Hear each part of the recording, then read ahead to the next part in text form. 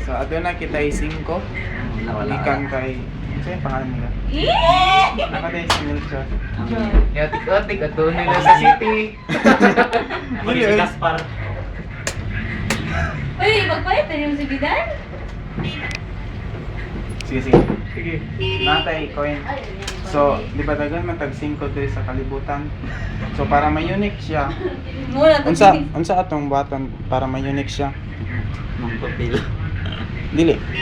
Butang na to ang initial sa imong Ayaw kay Pangurog. kuya or crush.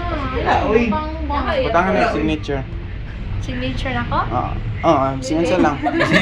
Dili siya. Sa ako ang signature.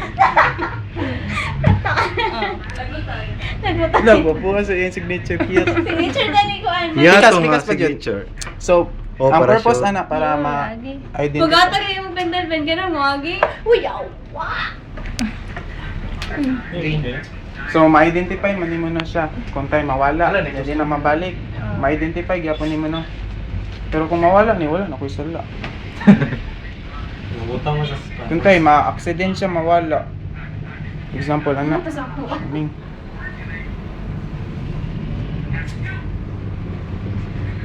Katanay sa tao. Di ka katarog tanaw dira. Marag illusion nando siya. Assuming na kuwaon ako tapos nasa sa akong sapatos. Pero lagi tayo siya sa Benten. yan naman kamot. Paki-open. Sing-sing ba yan? No? Ako ba na? Hey, will you marry me?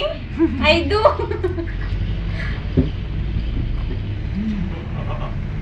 So, grabe, ati ka na eh.